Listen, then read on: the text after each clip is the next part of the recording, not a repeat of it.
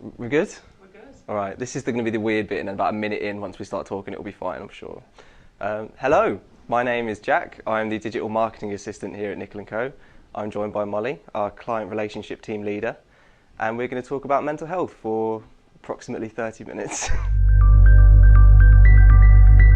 So yeah, a bit more of an elaborate explanation. This obviously is for Time to Talk Day.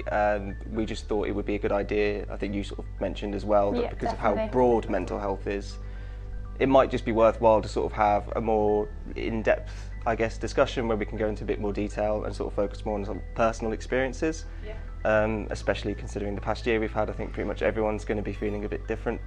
Yeah. So we've got a few key cards to start with. We're going to sort of work our way through lazily from a few different questions and talk about mental health along the way. So would you like me to open it up with number one, which is, what have been your experiences with mental health and where are you at now? Okay. I can open it up if you want me to go first. Yeah, you go first. Okay, so I think like most people now in the world, I sort of know family members, friends who've all had sort of problems with mental health. Pretty much every friend group has at least one person who's sort of struggled in some way. I think my personal experiences were sort of two kind of waves. So when I was 17, going on to about sort of 20, 21, that was when I had sort of depression, anxiety. So it was sort of going to university for me was kind of, I think, the sort of catalyst for the depression side of things. And then I think sort of still ongoing, like I'd still sort of get quite anxious about things. So I'd say sort of whilst fortunately I'm not sort of depressed anymore, I still have sort of lingering anxiety through things. And you can talk about yourself if you like. Yeah, no, so again, the same as you, got a friendship group where I've got different people have, you know, different kinds of mental health. Some have got anxiety, some have got depression. I also obviously have a football team where we have different, you know, different ages.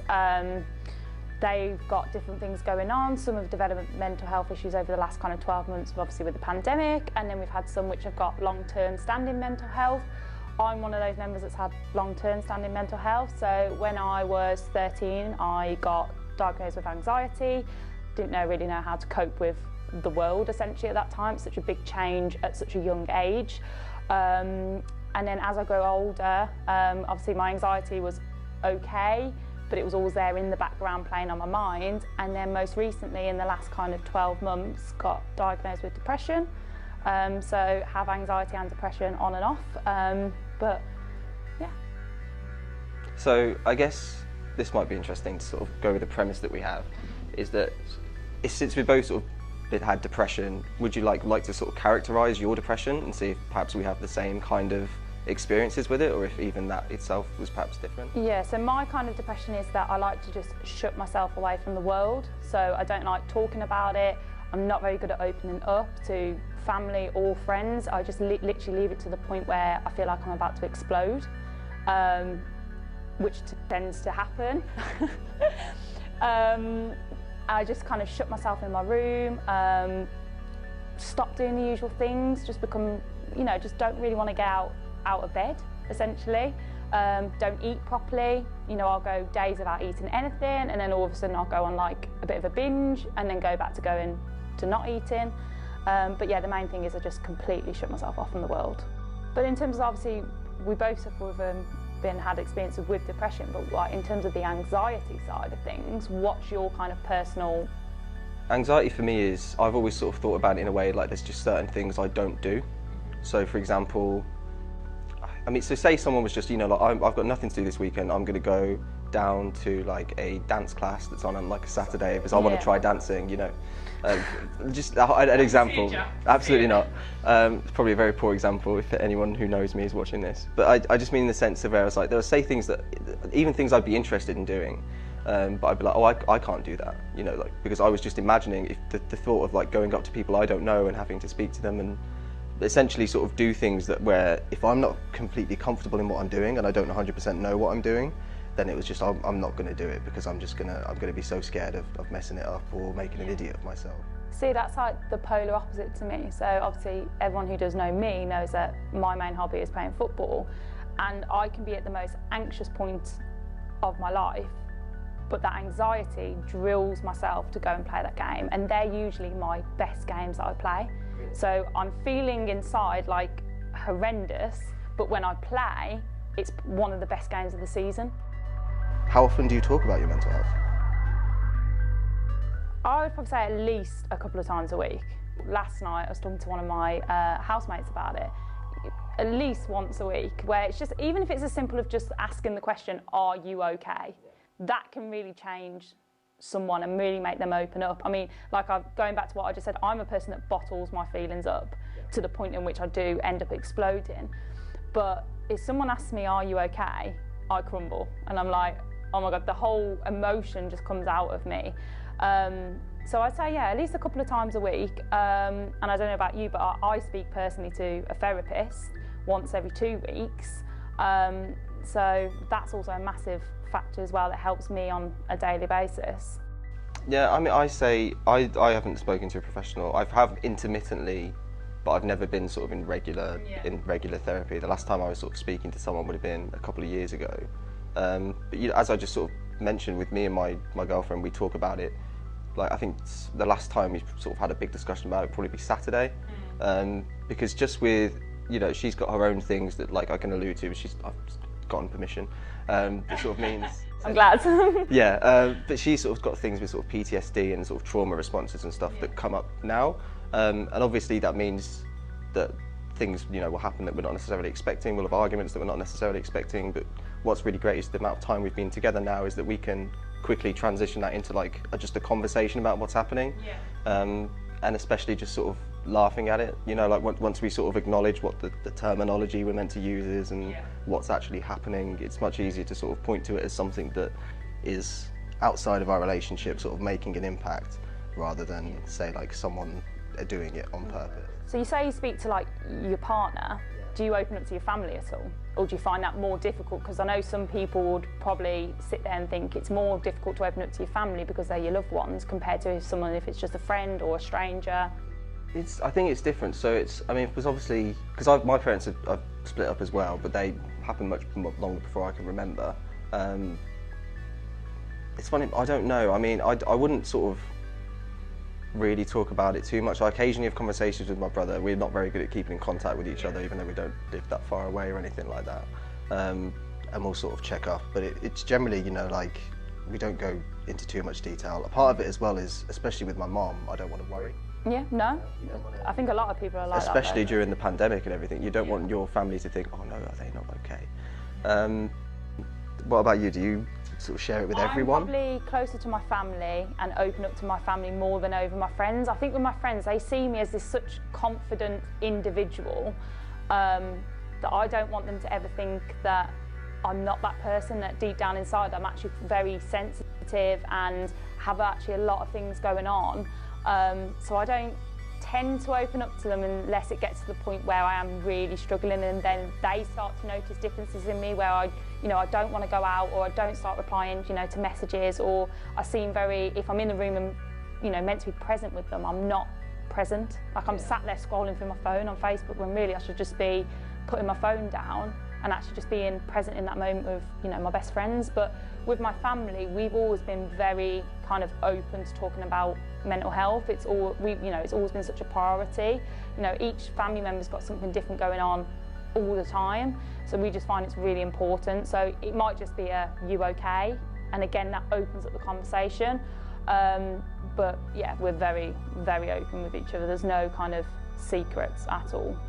So I'm assuming that your friends probably do know, because otherwise this is a very weird way to tell them. Share a video on Facebook. So I think this is quite funny, because I think the way that I sort of, because obviously my main group of friends is like 6 lads, which notoriously you don't sort of talk too much about your mental health with. How did you sort of explain to your friends like you're going through something? It took a long time. It definitely took a long time. It was essentially probably a few years ago, I had a relationship breakdown and I just hit rock bottom. And I don't think they'd ever seen me like that. I've always been the person who's very loud, very like in your face, very confident, and then all of a sudden that was stripped away, and it just got to the point where you know, it was affecting my daily life. I didn't want to talk to them. I didn't want to go out and enjoy myself. You know, I wasn't enjoying myself at football, which is, you know, that's all those things are such a massive part of my life. And in the end, they just kind of asked the questions like, "You okay? You know, we're here if you need us." And that just really opened the conversations up. And nowadays, you know, as soon as I've got a problem, or I'm at the point where I do feel like I'm about to explode, as I'm going to call it, I'll just pick up the phone, or, you know, walk into the luxury of my living room where I live with my best friends and just kind of have a conversation, no matter how hard it is. I mean, sometimes it will take an hour to get to the point where I actually just want to say what's the actual problem. But yeah, it took time. It did take time. Eventually, it got to the point where I was like, I feel guilty. I feel like I'm hiding how I truly feel. Why should I hide how I feel? It doesn't matter. You know, I think that's something essentially we've all learned over the last 12 months, is that we need to be more open about how we feel, because in situations like we've been putting through in the last 12 months, these are the times that matter now. I'll tell you what, I don't think I felt guilty so much, but what I did have was this weird feeling where, because as I sort of mentioned, I sort of felt quite aware through the whole time, you know, like I'm okay in the sense of my life isn't in danger.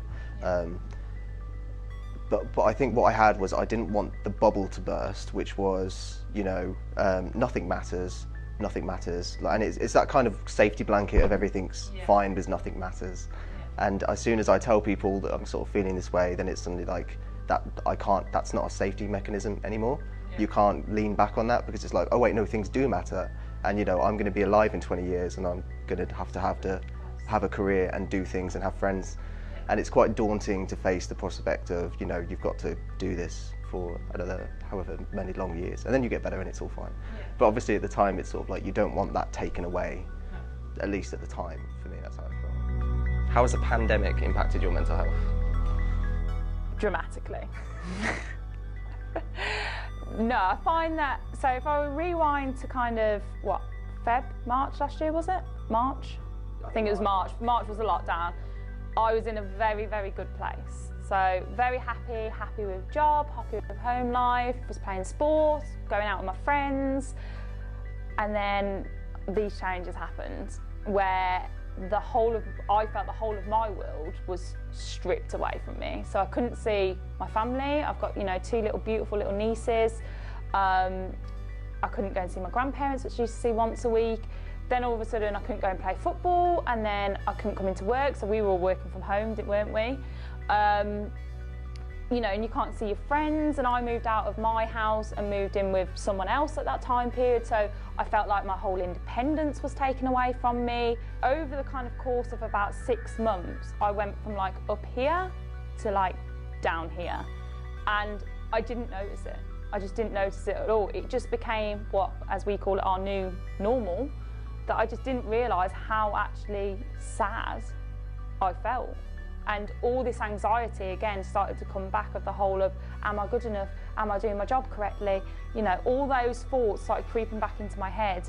And then you've got that sense of missing people at the same time, where you can't go and see your friends and family. So yeah, over the course of about 6 months, my mental health went from being the best it's probably ever been to being completely rock bottom, but no one knew it was going on. I definitely, one thing you just said sort of really resonated with me, which is I moved in with Daisy over lockdown. Like when it was first announced, Daisy was in a flat up in Edgbaston on her own, so I thought like it's better we just move in together, because I'm there the majority of the week anyway. And then yeah, I don't know whether it's like a holdover from just, you know, being slightly introverted, but a big thing for me is like my personal space and like my personal time. Like I can recharge my batteries just by sitting on my own for like a good hour, like doing nothing, like other than listening to a podcast or something. So it was weird, you know, one sort of starting to live together where, you know, we still sort of are working out how to sort of navigate we can't. It's such a massive change. You've gone from not living together to being thrown into a situation where you're constantly around each other 24/7. Yeah, it's not as well. It's not just that you're moving in with someone. It's you're moving in someone, and then you're in the house. You leave once a day. And other than that, you're in the house. And for us, our house was a flat with 3 rooms with mould coming down the walls. So it was just not a very nice situation for us to be in, just us and a couple of hamsters. Sadly, no longer is. I think as well, sort of losing that routine. Like since I've been able to come back into the office, you know, being able to get back in the office was great for me, because my personal for the first time we were working at home, my working space was our dining room table in the living room, which just so happens where Daisy would record all her music. Yeah. So she, you know, bless her, had to go into the bedroom to do all her stuff whilst I was in sort of the living room, because I had Zoom meetings and stuff. So there's just more sort of, you know, more causes for like tension and disagreements between people. Do you believe there are any misconceptions about mental health that the majority of people still have? I think times have got better. People have come more understanding, especially over the last 12 months. I would say majority of people over the last 12 months have experienced some form of mental health. Whether that's just been the sense of not knowing how to deal with the fact that we have to stay at home, or people who have been clinically diagnosed, or, you know, everyone's experienced something over the last 12 months. I think there is still a small minority of people that don't believe that it exists. Yeah. And I think that's still, in this day and age, especially over the last 12 months, is quite sad. I think for me, because I agree with you there as well, I think the biggest misconception people have is that, like we've spoken about, is we've both sort of, we haven't really spoken about it too much, but we've both mentioned how we waited until it's bad and then you get help. Yeah. You don't even need to wait until you feel a bit sad to get help. I think pretty much everyone would benefit from at least thinking consciously about, why do I have the thoughts that I have? Yes. How do they make me feel? You know, where do these thoughts come from? And essentially, and it comes from, you know, me and my girlfriend were doing this workbook I was mentioning, and it literally looks like a primary school handout you get. It's like a little adult workbook, and it tells you why your brain works the way it does and how you can change it. Yes. And I think more people need to, you know, sort of think about the way that, even if you are happy with who you are as a person, you need to at least look into like why you are the person that you are the person, and think that you can do some development in some way. It's not just, you know, mental health isn't just it's not just crisis, it's general upkeep, in the same way that people would have a good diet or go exercising. Mental health doesn't have to be anxiety or depression. It can just be having a bad day and doing something about that bad day. Going home and talking to your family, your friends, FaceTiming someone, you know, texting someone, just going, I've had a bad day. That's okay, we all have bad days, but do something about it before it could lead to the extremes of what, you know, people have experienced during their life. Like I said, it doesn't have to be a clinical diagnosis of anxiety or depression. It can be as simple as just having a bad day and talking about it.